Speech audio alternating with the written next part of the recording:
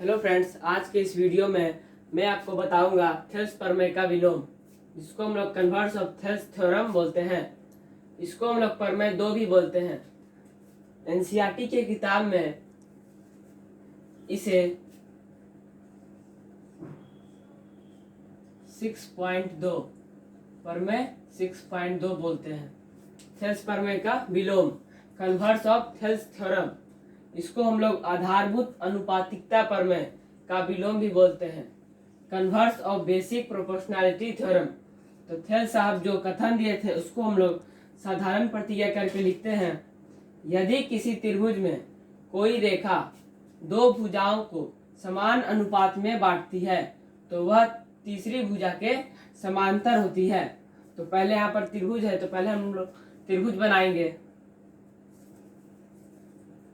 त्रिभुज बनाते हैं।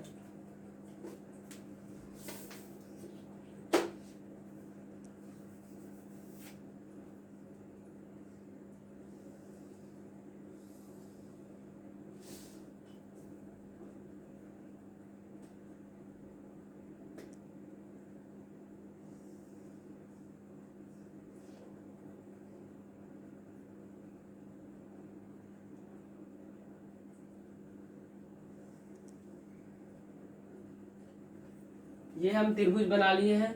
इसका नाम लिख देते हैं ए बी सी। क्या दिया हुआ है? यदि किसी त्रिभुज में कोई रेखा दो भुजाओं को समान अनुपात में बांटती है, तो यहाँ से एक रेखा खींचेंगे जो ए बी और ए सी को समान अनुपात में बांटेगी।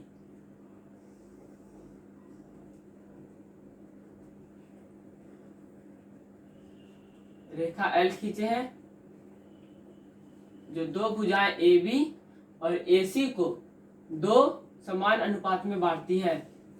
तो यहाँ डी पर, यहाँ ई पर काटती है, तो वह तीसरी भुजा के मतलब बीसी के समानांतर होगी। तो त्रिभुज हम लोग अपने मन से माने हैं, तो यहाँ पर हम लोग विशेष प्रतिज्ञा करके लिखेंगे। माना कि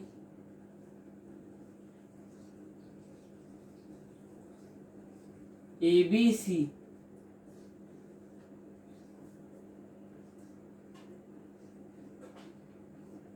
एक त्रिभुज है।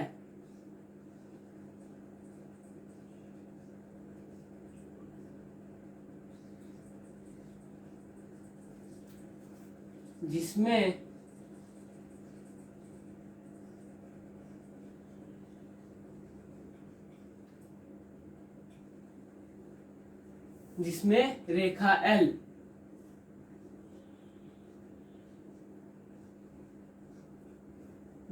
L दो भुजाएं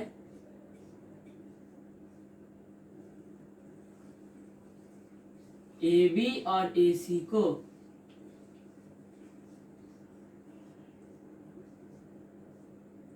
ए सी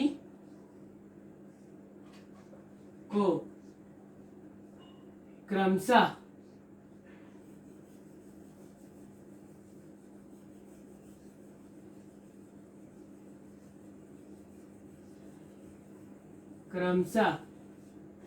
डी और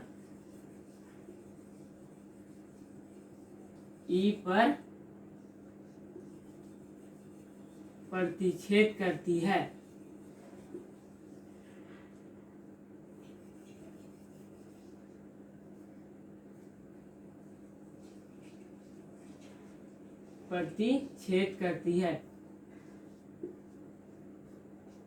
माना कि ए बी सी एक त्रिभुज है जिसमें रेखा एल ए बी और ए सी को बिंदु डी और ई पर प्रतिच्छेद करती है। तो दिया है, यहाँ पर लिख देते हैं। तो दिया है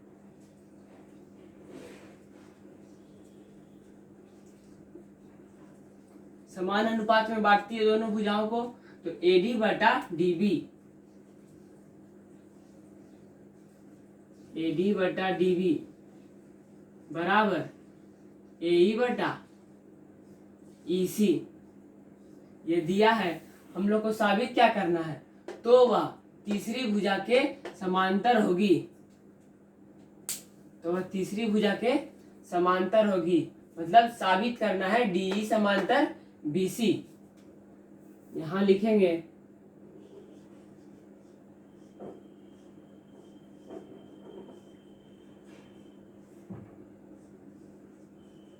साबित करना है कि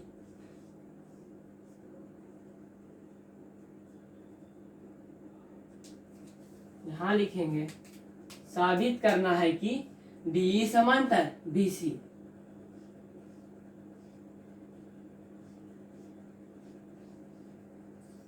उसके बाद प्रमेय को साबित करने के लिए हम लोग रचना करते हैं, तो हम लोग यहाँ रचना करेंगे।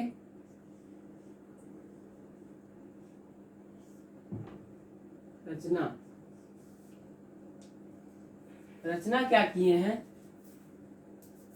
B को E से और C को D से मिलाएंगे। तो पहले B को E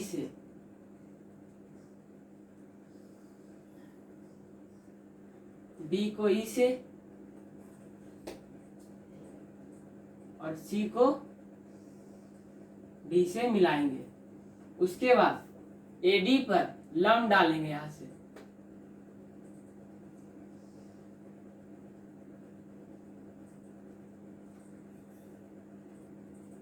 इसे लंब डाले हैं। उसके बाद फिर यहां पर लंब डालेंगे,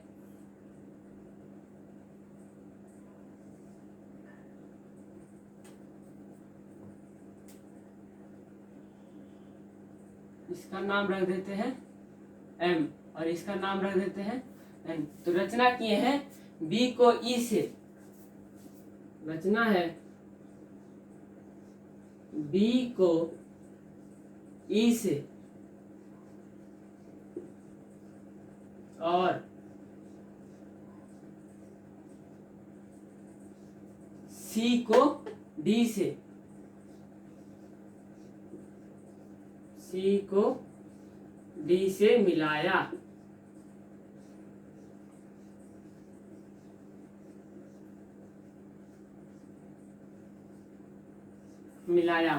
उसके बाद AD पर लंब डाले हैं, तो EM लंब AD,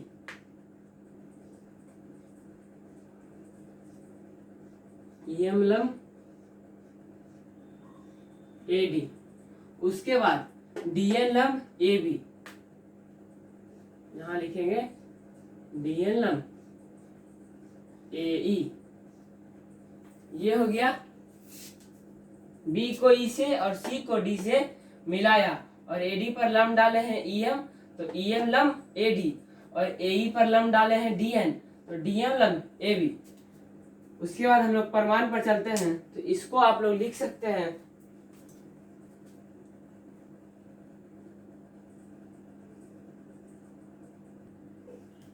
उसके बाद प्रमाण है, तो प्रमाण में हम लोग लिखेंगे जब आधार AD ऊंचाई EM न्यूनकोण त्रिभुज है, तो आधार AD ऊंचाई EM, तो जब आधार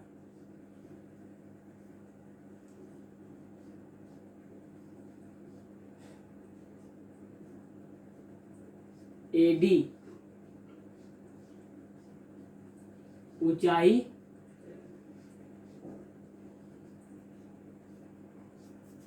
EM, तो एरिया ऑफ ट्रायंगल ADE बराबर, यहां लिखेंगे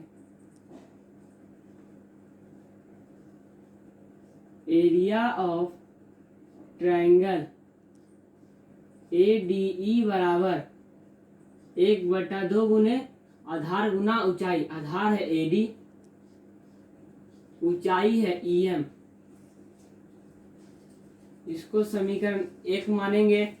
उसके बाद जब आधार DB ऊंचाई EM, इसको आप देखेंगे तो आपको ये अधिकोण त्रिभुज लगेगा। इसको मिटा देते हैं पहले, तो आपको बताते हैं।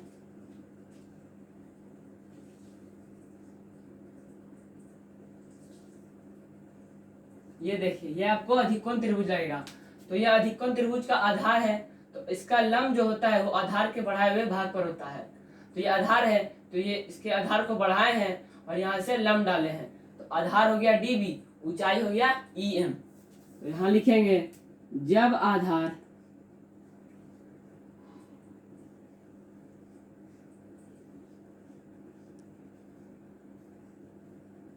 db ऊंचाई em, area of triangle DBE, इसको पहले मिला देते हैं।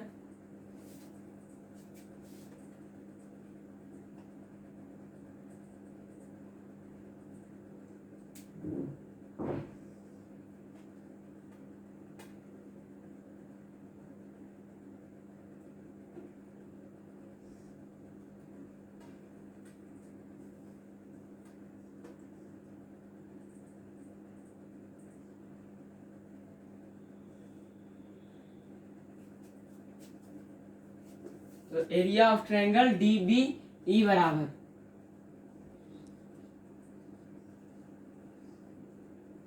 एरिया ऑफ ट्रायंगल DBE बराबर 1/2 गुने आधार गुने ऊंचाई। आधार है db, ऊंचाई है em, इसको समीकरण 2 मानेंगे। उसके बाद समीकरण 1/2 से समीकरण 1/2 से, तो समीकरण 1 का LHS और समीकरण 2 का RHS। समीकरण 1 का LHS है एरिया ऑफ ट्रायंगल ADE, भाग देंगे एरिया ऑफ ट्रायंगल समीकरण 2 के LHS मतलब एरिया ऑफ ट्रायंगल DBE। लिखेंगे एरिया ऑफ ट्रायंगल DBE। उसके बाद समीकरण 1 का RHS क्या है, 1/2 गुने AD गुना EM, 1/2 गुने AD गुना EM। उसके बाद समीकरण 2 का RHS 1/2 गुने DB गुना EM। उसके बाद जो कटता है उसको काट देते हैं, 1/2 से 1/2 कट गया, EM से EM कट गया। उसके बाद यहाँ लिखेंगे एरिया ऑफ ट्रायंगल ADE बराबर बटा area of triangle DBE, AD बटा DB, AD बटा DB। इसको समीकरण 3 मानेंगे। उसके बाद इधर देखेंगे तो जब आधार AE, ऊंचाई DN, लिखेंगे यहां पर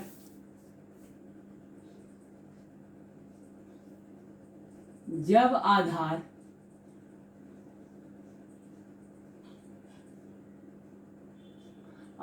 AE, ऊंचाई DN, तो एरिया ऑफ ट्रायंगल ADE, यहां लिखेंगे एरिया ऑफ ट्रायंगल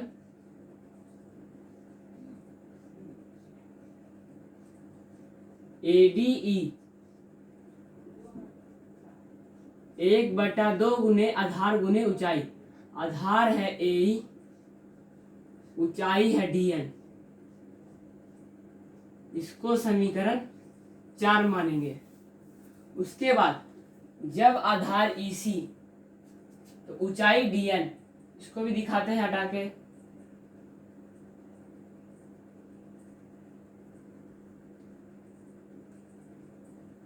ये देखिए ये आपको अधिकोण त्रिभुज लगेगा।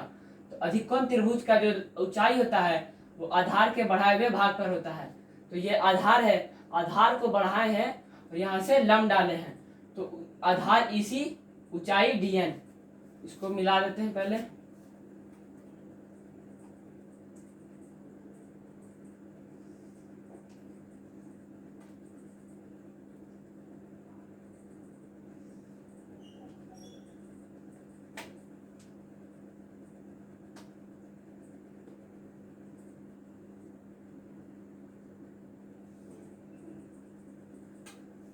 मिला दिए।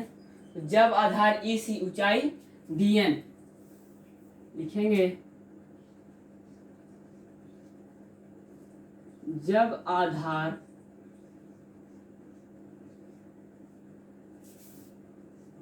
इसी ऊंचाई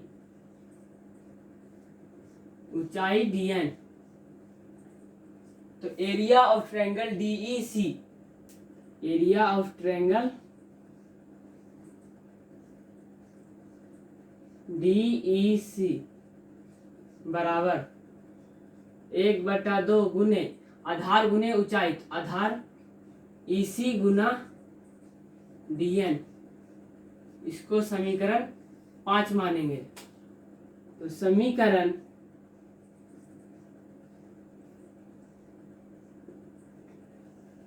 4/5 से समीकरण 4 का LHS क्या है, एरिया ऑफ ट्रायंगल ADE, लिखेंगे यहाँ पर एरिया ऑफ ट्रायंगल ADE बटा समीकरण 5 का LHS area of triangle DEC,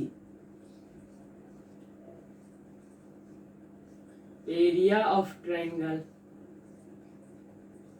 DEC, समीकरण 4 का RHS 1/2 गुने AE गुना DN,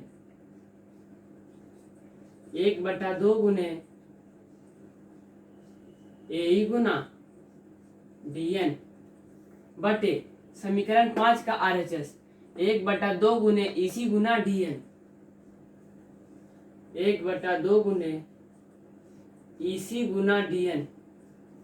उसके बाद जो कटता है उसको काट देंगे, 1/2 से 1/2 कट गया, DN से DN कट गया, तो यहाँ लिखेंगे। उसके बाद यहाँ से लिखते हैं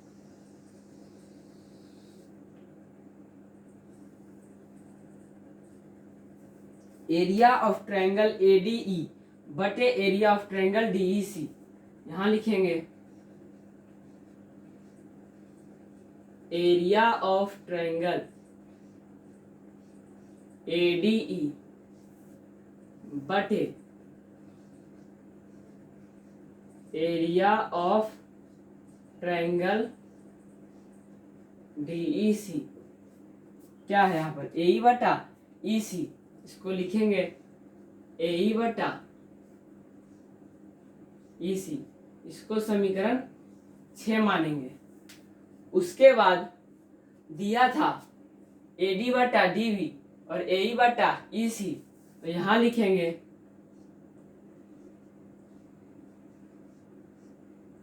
दिया है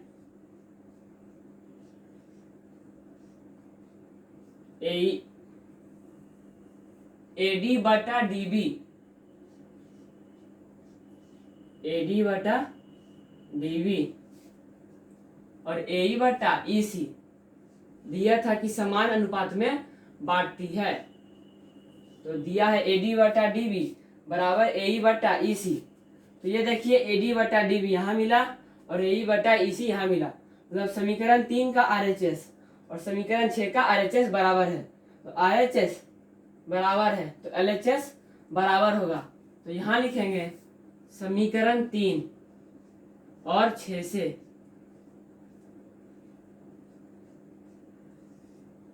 समीकरण 3 और 6 से RHS बराबर है तो LHS बराबर होगा, तो एरिया ऑफ ट्रायंगल ADE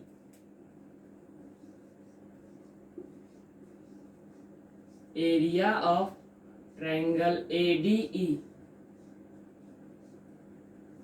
बटे area of triangle DBE। Area of triangle DBE बराबर RHS बराबर है तो LHS बराबर होगा, तो एरिया ऑफ ADE बटा एरिया ऑफ ट्रायंगल DBE बराबर एरिया ऑफ ट्रायंगल ADE।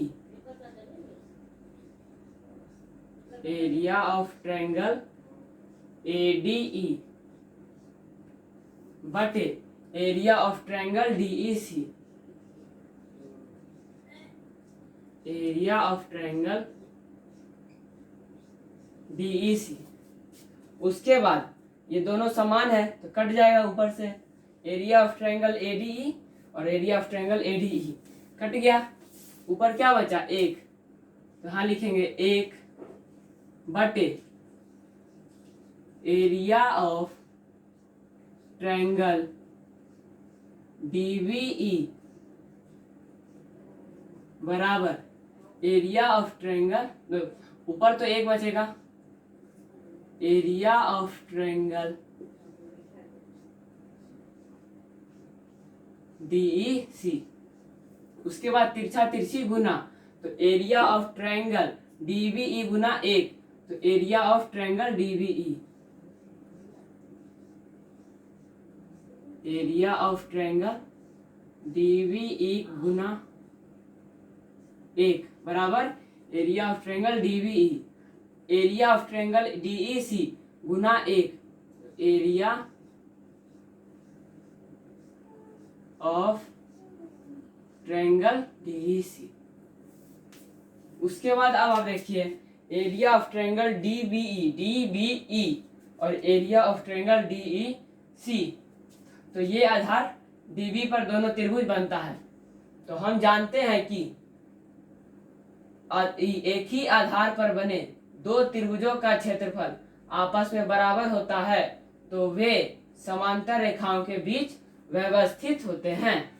तो यहां लिखेंगे आधार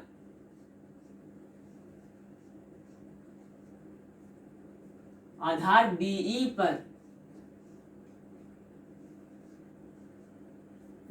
पर दो त्रिभुज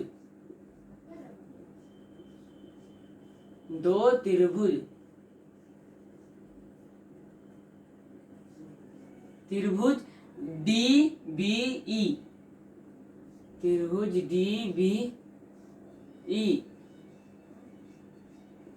और त्रिभुज DEC बनता है। DEC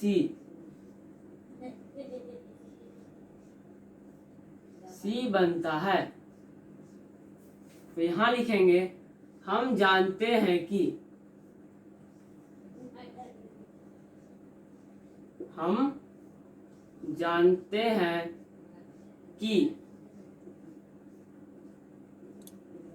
एक ही आधार पर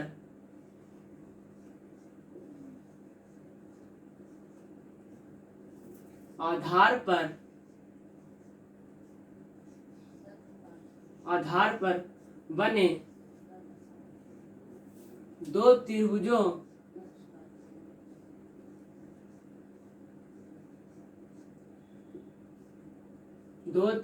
का क्षेत्रफल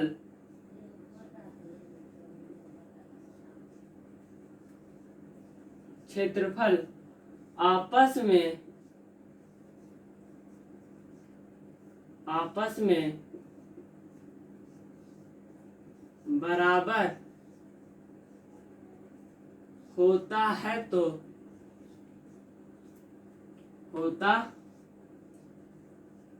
है तो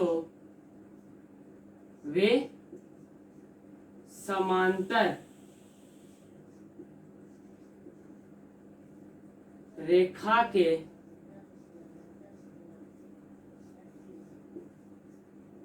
बीच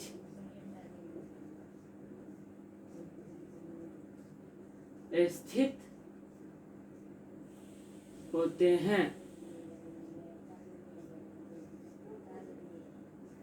हम जानते हैं कि एक ही आधार पर बने दो त्रिभुजों का क्षेत्रफल आपस में बराबर होता है तो वे समांतर रेखाओं के बीच स्थित होते हैं। तो आधार डी पर दो त्रिभुज बनता है तो ये समांतर रेखाओं के बीच स्थित होते हैं। तो डी समांतर बी सी, अतः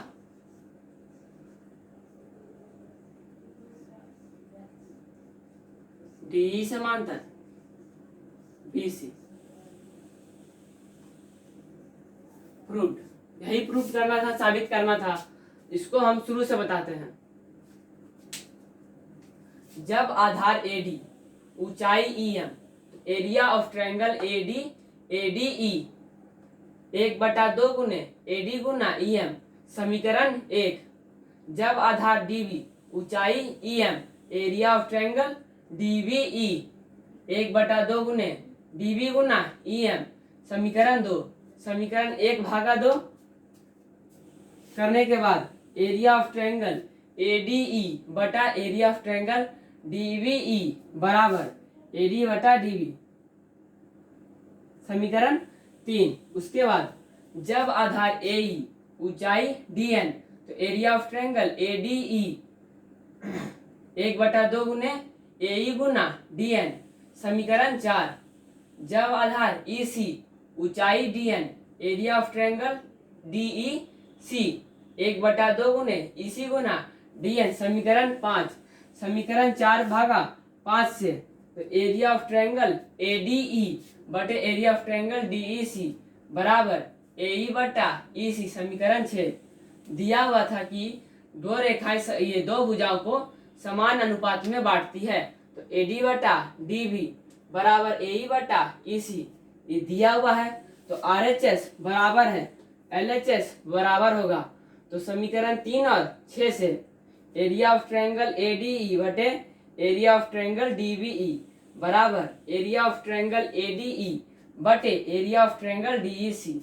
तो एरिया ऑफ ट्रायंगल ADE से area of triangle ADE cut गया, ऊपर में एक बचा, तिरछा तिरछी गुना, तो एरिया ऑफ ट्रायंगल DBE बराबर एरिया ऑफ ट्रायंगल DEC। अब आप देख रहे होंगे कि ये दोनों एक ही आधार DE पर बनता है तो DBE बराबर त्रिभुज DEC। तो हम जानते हैं कि एक ही आधार पर बने दो त्रिभुजों का क्षेत्रफल आपस में बराबर होता है तो वे समांतर रेखाओं के बीच स्थित होते हैं। तो अतः DE समांतर BC। साबित हो गया थेल्स प्रमेय का विलोम।